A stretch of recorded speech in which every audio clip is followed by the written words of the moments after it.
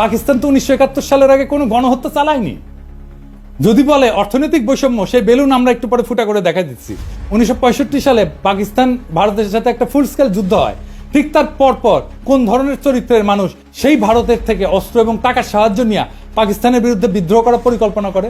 এই ধরনের মানুষেরা পাকিস্তানের তথাকথিত শোষণের বয়ান তৈরি করে জনগণের মধ্যে ফেরি করছে। এখানে প্রফেসর সৈয়দ সাজ্জাদ হোসেনের কিছু অবজারভেশন খুবই গুরুত্বপূর্ণ। ওনার 71 স্মৃতি বলে একটা বই আছে। তিনি একাধারে একজন প্রখ্যাত শিক্ষাবিদ, সাহিত্য পণ্ডিত এবং লেখক। বাঙালি মুসলমানের মধ্যে তিনি প্রথম ব্যক্তি যিনি ইংরেজি সাহিত্যে পিএইচডি ডিগ্রি অর্জন করছিলেন। রাজশাহী বিশ্ববিদ্যালয়ে ভিসি ছিলেন। আসল কথা, যারা এই সমস্ত কথা বলে এবং এই জিনিস শুরু হয়েছে 60-এর দশক থেকেই, তারা একটা রাজনৈতিক উদ্দেশ্য হাসিলের মতলবে এই সমস্ত থিওরি আওড়ায়। 1947 সালে বিভক্তি এরা মানতে রাজি নয় এবং এই অঞ্চল স্বাধীন থাকুক এটা তারা চায় না। পাকিস্তান আমলে এরা অনবরত প্রচার করেছে যে আমরা পাঞ্জাবিদের অধীন এবং পাকিস্তান থেকে বেরিয়ে এলে সত্যিকার অর্থে স্বাধীন হতে পারবো। আবার এখন বলছে 1971 সালে যে স্বাধীনতা অর্জিত হয় তার কোনো মূল্য নাই, ওপার বাংলার সাথে মিলে গেলেই নাকি আমরা সত্যি মুক্ত হবে। 1971 সালে ভারতের সাথে মিলিত হওয়ার কথা প্রকাশ্যভাবে বলা হতো না, কারণ ও কথা বললে এদেশের জনসমাজ সাড়া দিত না। তাই তখন বলা হচ্ছিল ভারত আমাদের প্রকৃত বন্ধু, ভারতের সৈন্য এসে আমাদের রক্ষা করবে। ভারতে বাঙালি, পাঞ্জাবি, মারাঠি, তামিল, শিখ, পার্সি বিভিন্ন জাতি এবং ভাষাভাষী লোকেরা এক রাষ্ট্র গঠন করে বসবাস করতে পারে, তার মধ্যে কোনো অসঙ্গতি লক্ষ্য হয়নি। কিন্তু পাকিস্তানে পাঞ্জাবি, পাঠান, সিন্ধি এবং বাঙালি এক রাষ্ট্র গঠন করে এমন একটা কর্ম করেছিল যা শুধু হাস্যকরই না, রীতিমতো অ্যাবসার্ড এবং অযৌক্তিক। এই যুক্তিটি চিরকালই আমার কাছে অদ্ভুত থেকেছে। ভারতের প্রধান ধর্ম হচ্ছে হিন্দুত্ব। উত্তর ভারতের ব্রাহ্মণ এবং রাজপুতের সঙ্গে পশ্চিম ভারতের মারাঠা এবং দক্ষিণ ভারতের দ্রাবিড় সম্প্রদায়গুলির মধ্যে ধর্মীয় বন্ধন ছাড়া আর কোনো বন্ধন নাই। এই ধর্ম ইসলামের মতো ধর্ম নয়। উত্তর ভারতের ধর্মীয় আচরণের সঙ্গে দক্ষিণ ভারতের ধর্মীয় আচরণের প্রভেদ অনেক। মুসলমান বলতে আমরা যেমন বুঝতে পারি যে ব্যক্তি এক আল্লাহ এবং রসুলে বিশ্বাস করে, সেরকম কোনো সর্বগ্রাহ্য বিশ্বাস হিন্দুদের মধ্যে নেই। তবু অহর্নিশ আমাদের বলা হয়েছে যে কায়েদে আজম মোহাম্মদ আলী জিন্না আমাদের ইচ্ছার বিরুদ্ধেই নাকি পূর্বাঞ্চলকে পাকিস্তানের সাথে যুক্ত করেছিলেন। এই যে লাখ লাখ লোক যারা আমরা পাকিস্তান আন্দোলনে শরিক হয়েছিলাম, আইনসভার সদস্য যারা 47 সালে ভোট দিয়ে পাকিস্তানে যোগ দিয়েছিলাম, এরা যেন রাতারাতি হয়ে গেলেন দেশদ্রোহী এবং সমাজদ্রোহী। বর্তমানেও বাঙ্গু, সুশীল, প্রগতিশীল, প্রথম আলো, মতি, ডেইলি স্টারের মাহফুজ এবং তাদের কলামিস্ট বর্গ যেমন আলী ইমাম মজুমদার ভারতের কোনো কোনো প্রদেশের বিচ্ছিন্নতার কথাও শুনলে তেলে বেগুনে জ্বলে ওঠে। তারাই আবার পাকিস্তানের প্রদেশগুলোর ইউনিয়নের মধ্যে কন্ট্রাডিকশন খুঁজে পায়। আবার আসা যায় অর্থনৈতিক বৈষম্য এবং আওয়ামী লীগের তৈরি বয়ান নিয়ে। এই প্রসঙ্গে ডক্টর সাজ্জাদ হোসেন লিখছেন যে যখন আওয়ামী লীগ এরকম প্রচারণা চালাচ্ছিল যে পশ্চিম পাকিস্তানের পূর্ব পাকিস্তানের বৈষম্য করা হয়, এই যে সোনার বাংলা শ্মশান কেন, এরকম একটা পোস্টার ছাপে, তাহলে পাকিস্তানের তরফ থেকে কেন এইটার প্রতিবাদ জানানো হয়নি বা প্রশ্নটা পরিষ্কার করা হয়নি? এর উত্তর দিছিল পশ্চিম পাকিস্তানের একজন আমলা যে এটা আমরা তৈরি করছিলাম, কিন্তু এইটা আমরা প্রকাশ করতে গেলে একজন বাঙালি অফিসার বলছিল এটা দিলে পূর্ব পাকিস্তানের লোকেরা আরো বিলা হয়ে যাবে, সেই জন্যে তাই নাকি এটা করতে দেওয়া হয়নি, বাধা দিছিল। ওনার বইয়ে এই অংশে এটা লেখা আছে। আওয়ামী বয়ানের এই যে শুভঙ্করের ফাঁকি, এটা ধরার জন্য আমরা ব্যাখ্যা করব সরকারি ফাইন্যান্স কিভাবে কাজ করে এবং সরকারি ফাইন্যান্সের সাথে দেশের জিডিপির সম্পর্ক এটা কি।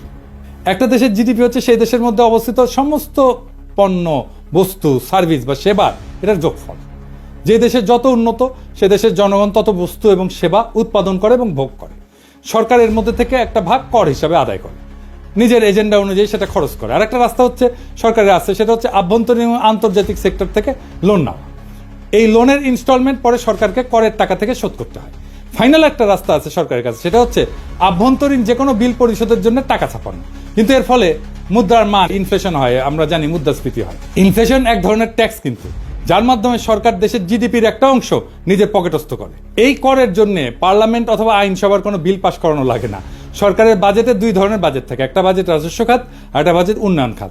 করের টাকা দিয়ে সরকার প্রশাসন, প্রতিরক্ষা, বিদ্যমান স্থাপনার ভরণ পোষণ, আগের ঋণের সুদ পরিশোধ এবং অন্যান্য খরচ চালায়। এটা রাজস্ব খাত বা অপারেটিং এক্সপেন্ডিচার। এরপরে কিছু সারপ্লাস থাকলে সেটা প্লাস সরকার দেশি বিদেশি সেক্টর থেকে ঋণ নিয়ে বিভিন্ন মন্ত্রণালয়ের অধীনে উন্নয়নমূলক প্রজেক্ট গ্রহণ করে।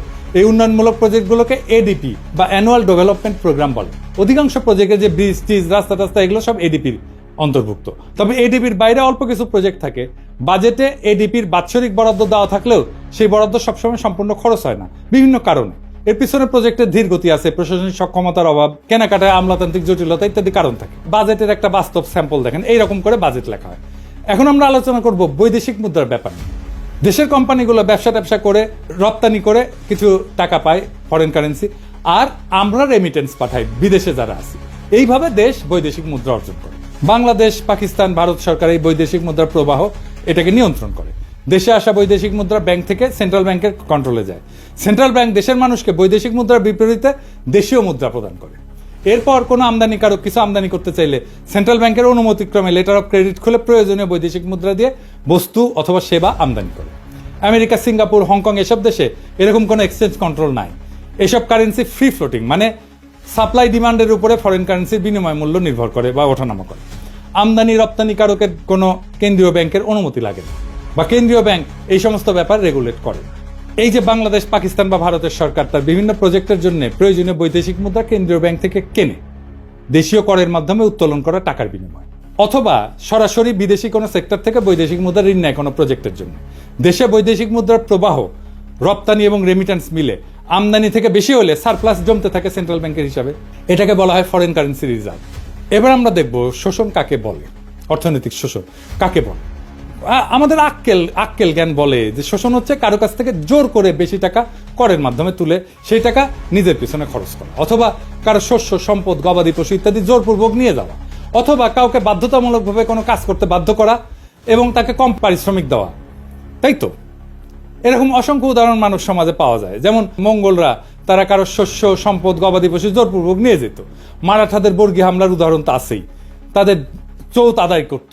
রোমান সাম্রাজ্যে ইতালিতে রোমান নাগরিকদের কর দেওয়া লাগতো না, সাম্রাজ্যের সমস্ত খরচ রোমানদের দখলকৃত প্রদেশের মানুষদের কাছ থেকে তোলা হতো। এরকম আরো অনেক উদাহরণ পাওয়া যাবে। আরাকানের মগ এবং পর্তুগিজদের রেড উল্লেখযোগ্য, তারা এসে আমাদের এখান থেকে নিয়ে যেত জিনিসপত্র। এখন পাকিস্তান আমলে পাকিস্তানের কেন্দ্রীয় সরকার কি পূর্ব বাংলায় রেড দিয়ে সমস্ত শস্য, গবাদি পশু জোর করে নিয়ে যেত?